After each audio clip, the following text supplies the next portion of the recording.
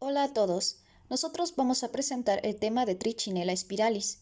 Somos el equipo número 14 y estamos integrados por Alex Adán Hernández Sánchez, Jocabet Rangel Jiménez y una servidora, África Adriana Morfini Yescas.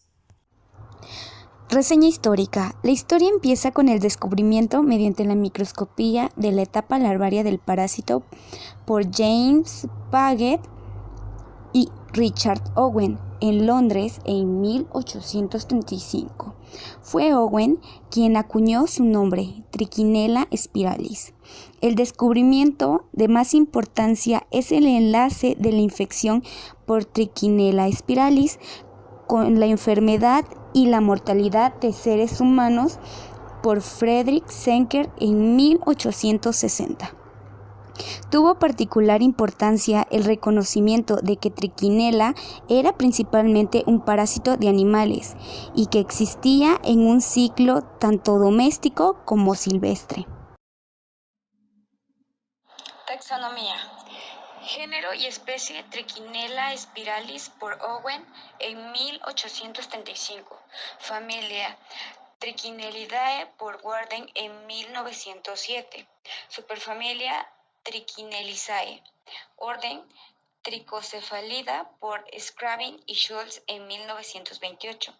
Suborden Tricurata por Neuville y Lamel en 1936 y subclase Aphasmidia por Chadwick en 1933.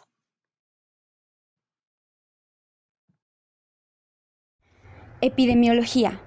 La infección se originó en las poblaciones de animales silvestres de las regiones árticas y subárticas, actualmente prevalente en Alaska, Canadá, Groenlandia, Rusia, etc. También está distribuida por toda Europa, excepto por Dinamarca, el norte de África, Medio Oriente y el continente americano. El continente australiano, esta no existe, prácticamente de distribución mundial.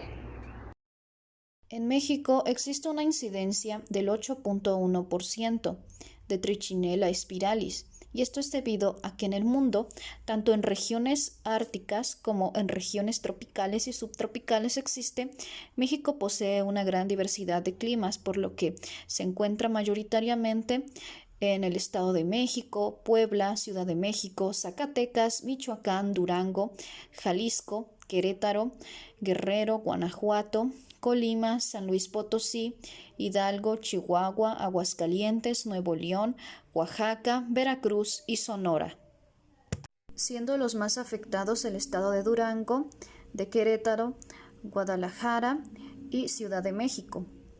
Se reportó entre 1991 y 1995 un total de 282 cerdos infectados con Trichinella spiralis, y en el año 2000 se menciona que entre los años 1991 y 1995 se detectaron 256 casos de trichinellosis en cerdos. Además, entre los años 1986 y 2001 se han reportado 351 casos de esta enfermedad en humanos. Morfología. Se trata de un gusano redondo intestinal que pertenece a los nemátodos. Son larvas que en su parte anterior tienen un estilete y un esticosoma, y en la parte posterior suelen ser redondas, con una muesca característica en sus colas. Se caracterizan la hembra y el macho por la diferencia de tamaños, ya que la hembra mide de 3 a 4 milímetros de longitud y unas 60 micras de diámetro, mientras el macho mide aproximadamente la mitad de lo que mide la hembra. En su parte posterior presentan dos apéndices caudales. Una característica morfológica importante para distinguir a hembra y macho es que las hembras poseen un solo ovario, producen óvulos con 2 o 3 cromosomas, tiene el extremo posterior redondeado, mientras que el macho Tiene un extremo anterior delgado, no posee espículas copulatrices y producen espermatozoides no flagelados. Sin mencionar que la hembra es mucho más grande que el macho, ya que la hembra mide de 2 a 4 milímetros de longitud y unas 150 micras de diámetro, mientras que el macho mide 1 milímetro de longitud y 60 micrómetros de diámetro. Morfología de las larvas infectantes. Las larvas infectantes miden de 100 a 150 micrómetros, enrolladas en espiral en el interior de una cápsula inicialmente transparente y con forma de limón, quiste de triquina, que mide de 250 a 500 micrómetros, alojada en la musculatura estriada. Una característica importante es que en el interior de estas células el parásito no permanece inmóvil, sino realiza lentos movimientos anteroposteriores y su extremidad anterior oscila constantemente como explorando el microambiente que lo rodea. Tiene vaina elipsoidal que las cubre, su eje longitudinal es paralelo y las fibras musculares están rodeadas por una reacción celular. Por otra parte, tenemos a las larvas recién nacidas, LRN. Miden 120 micrómetros de longitud por 7 micrómetros de diámetro y tienen un conjunto de células, quizá germinales pero no órganos. Las larvas recién nacidas representan la fase de invasión al músculo. Se piensa que las LRN poseen un estilete en la parte anterior del esófago, con el cual pueden penetrar a las células musculares, ya que el sitio de penetración muestra rasgos de desorganización como si se tratara de un proceso mecánico. Sin embargo, no se descarta la posibilidad de que la penetración de las larvas de Trichinella spiralis se lleve a cabo por medio de procesos enzimáticos. Ciclo biológico. Trichinella spiralis se caracteriza por ser un autoheteróxeno. Esto quiere decir que un solo hospedador cubre las funciones de hospedador definitivo e intermediario. Los animales que comen a otros animales o que son alimentados con estos adquieren triquinosis al ingerir carne que contiene larvas enquistadas.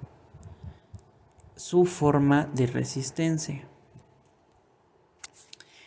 Una vez ingeridos, son expuestos al ácido gástrico y a la pepsina, a la cual sobreviven y logran llegar al intestino delgado, donde las larvas se liberan y penetran en la mucosa. Allí se desarrollan y se convierten en gusanos adultos.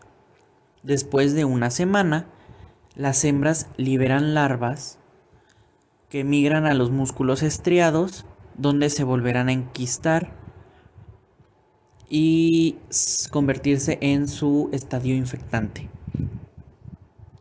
Este ciclo continúa si otro animal carnívoro ingiere la carne con estas larvas enquistadas. En el ser humano se transmite y se infecta de forma accidental, ya que se consume esta carne ya sea de manera cruda o poco cocida, la cual contiene patogenia. La triquinosis está considerada una zoonosis, que son enfermedades infecciosas transmitibles desde animales vertebrados hacia el ser humano. La transmisión de esta enfermedad se debe fundamentalmente a una ingesta de carne cruda o mal cocida, contaminada con los quistes de T. spiralis. Generalmente se trata de carne de cerdo o carne de jabalí. Otra forma de transmisión es una inoculación accidental de las larvas en su estadio infectante. principalmente en trabajos de laboratorio. Y no hay evidencia de transmisión. Aunque aún no se conocen infecciones de Spiralis por inoculación en laboratorios, se sabe que la transmisión principalmente se debe a la ingesta de carne cruda de cerdo. Esto provoca en los pacientes una triquinelosis, que a continuación se produce el proceso inflamatorio intenso como mecanismo de defensa del cuerpo. En los intestinos causa lesiones leves o inadvertidas. En la fase inflamatoria, los órganos por donde migran las larvas. Las lesiones agudas como la miocarditis, encefalitis y miositis. Y en la etapa crónica se enquistan en los músculos esqueléticos donde se fibrosan y posteriormente se calcifican. Pero, ¿cómo se enquistan? Pues bien, por separación de fibras musculares. Una formación de membrana quística. Alrededor de estas llegan leucocitos, incluyendo eosinófilo. El organismo intenta defenderse y genera fibrosis del quiste y posteriormente calcificación del mismo. Cuadro clínico. La variabilidad y la intensidad de los síntomas de la trichinelosis dependen del número de parásitos que afecten al individuo, la edad del paciente, el sexo, estado nutricional, estado hormonal, estado inmunológico y tejido invadido. Del 90 al 95% son asintomáticos o con sintomatología leve. Periodo de incubación abarca de 1 a 4 semanas. Existen 3 etapas fundamentales. Primero, etapa intestinal, asintomática con síntomas como diarrea, náuseas, vómito y dolor abdominal. Etapa parental. Las larvas recién nacidas pueden causar neumonía, encefalitis, nefritis y peritonitis. La muerte en esta etapa puede ser debida a una miocarditis que ocurre en el 20% de los casos de los pacientes hospitalizados. Y por último, la etapa muscular. Se presenta fiebre, debilidad, cefalia, edema de la cara o palpebral bilateral. Es indoloro y de aparición súbita. Conjuntivitis y dolor en los músculos oculares. Eosinofilia elevada. Diagnóstico. El diagnóstico se basa en datos clínicos, epidemiológicos y de laboratorio, parasitoscópicos, inmunológicos, entre otros. El diagnóstico clínico de la triquinelosis es difícil en casos individuales porque el cuadro se enmascara como un síndrome febril común. Es frecuente que la triquinelosis se presente en forma de brotes epidemiológicos después de que varias personas ingirieron carne infectada durante una celebración. Las pruebas serológicas en anticuerpos se identifican a las 3 semanas de la infección. En la etapa muscular, o sea, en la segunda semana de infección, se realiza el diagnóstico por leucocitosis, eosinofilia y elevación de creatinina sinasa, deshidrogenasa láctica y gamma globulina. Un ejemplo de diagnóstico parasitológico sería por digestión artificial. Y en diagnóstico inmunológico sería mediante la realización de ELISA o pruebas intradérmicas. En la actualidad, las pruebas de elección son el Western blot y ELISA. La prueba de Western blot es muy específica cuando se emplea el antígeno soluble obtenido a partir de larvas infectantes, ya que el suero de pacientes con triquinelosis y el de animales infectados reconoce un triplete de antígenos de la superficie y del esticosoma. Como herramienta de diagnóstico, la detección de antígenos circulantes en suero o excretados en orina es muy importante.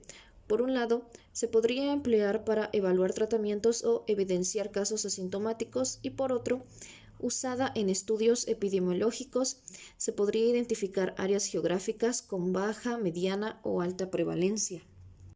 Y por último, el método de ELISA es un diagnóstico in vivo.